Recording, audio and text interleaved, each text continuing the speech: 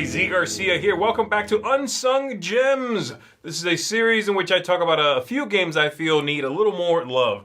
Today I'm covering the letter L, and I've got 5 picks here for you. So without further delay, let's go ahead and jump right in. My first pick for today is a game called Lady Alice, and this is a deduction type game in which you are going to be making suggestions as to what you think the solution to the puzzle is. You know, who did it, what time, that sort of stuff. With what, where. I forget what the 4 things are, but there are 4 categories. And then players will put answers in envelopes, disprove what you theorize. You can also put tokens out on specific locations on the board in order to, you know, hedge your bets on that's when it was. Oh, I think it was at 1700. So I put one of my colored tokens on 1700. When the round is over, you're going to get some victory points. It's sort of it's a bit of a low-key social, not social deduction, just normal deduction game, because it doesn't feel very frenetic. It's sort of a lot of little puzzles as opposed to one big whodunit, and everything hinges on getting one little thing right or wrong is like the entirety of your game, right? This one feels like a lot of little moments like that. And I enjoy it. I think it's a very attractive game. It's a lovely looking game.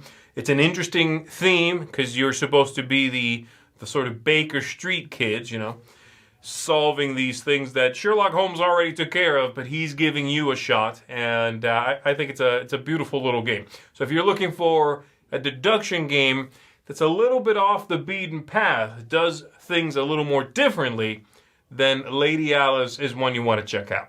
All right, next up I've got a game here called Lasko, like the caves, which was reprinted as Boomerang. I've never seen that version of the game, but the one I'm familiar with is called Lasko, and it is sort of a no-thanks style game in which you reveal a few cards. They're cave paintings. Each card has an animal in the center, 2 symbols on the card as well. You select from a set of tokens you've got the symbol you'd like to ideally claim, and you claim everything that has that symbol. Again, every card has 2, though. You put that face down, and then we're going to go around the table putting in tokens in order to not have to select our color, our chosen symbol yet. It's a little bit of a weird thing. So you either put in a token, you're passing, you're giving up your money, basically, or you take everything in the middle of the table, kind of like No Thanks, if you know that very popular game, and then that token you chose, you put on a stack. The next person who passes puts theirs on top of you, and so on. And when everyone has passed, then we will reveal them from the top down. Reveal it? Oh, it's the handprint. Every animal out there with a handprint goes to that player. Reveal the next one. Oh, also the handprint? You go away empty-handed. They all got taken. The next one is now a shooting star or whatever you get. If there's any that have a shooting star left, you get those. It's a neat game. It's a little more, like there's more levels to sort of double think and bluff than something like No Thanks, which is to be taken very much at face value. I enjoy it. I do think the game had a couple of tiny little graphical things I wish had been clearer. But it's interesting because you have to decide not just how hard am I going to go on this round, right? Am I going to keep just paying, make sure I'm the absolute last on top of that stack? But if you're not the top of the stack, you might still be able to get away with some cards because no one chose that symbol. So I really enjoy it. It's a neat idea for a game. It works well. It's engaging and pretty straightforward once you understand that sort of strange mechanical, hula hoop sort of thing you have to jump through, okay? So, Lasko, neat little card game. Next up, I'm talking about one of the tiny little games from Chris Handy's line, Paco Game. These are tiny, skinny little things that look like chewing gum packs that have a little card game in there. And this is one of my favorites. It's a game called Lie, like lying. It is kind of Liar's Dice or Bluff, the card game. You are dealt a few of these skinny, long little cards. You're going to pick those up, and they have a die face on both ends of the little, stick, right? That's what the cards look like. You're going to pick whichever side you want to be up. You cover the other ones with your thumb. You spread those out. and see the dice you have, and then you basically play liar's dice. You say, I think there are at least 4 5s at the table among all of us. And the next player will make a higher bid or say, no, no way. We keep going until someone at the table says, that's crazy, that's too high, that it's not going to be at the table. We reveal them, and we see who the winner is. The person who loses, based on that showdown, is going to be dealt fewer cards next hand, and you try to eliminate your opponents that way. It is so small, it is so portable, and yet approximates the feeling of Liar's Dice, this fun, rambunctious dice game, so closely that I think it is a superb traveling game. It's one that if you're playing with people who already know how to play Liar's Dice, you barely have to teach. If not, it'll be a really quick teach anyway, and they will, I think, enjoy it. Like I said, not a whole lot much more to it than that, but the simplicity helps it so much. Absolutely recommend this one. If you only get a couple of these Paco games, this should be one of them, unless, of course, you hate Liar's Dice. But give this one a try. It's fantastic.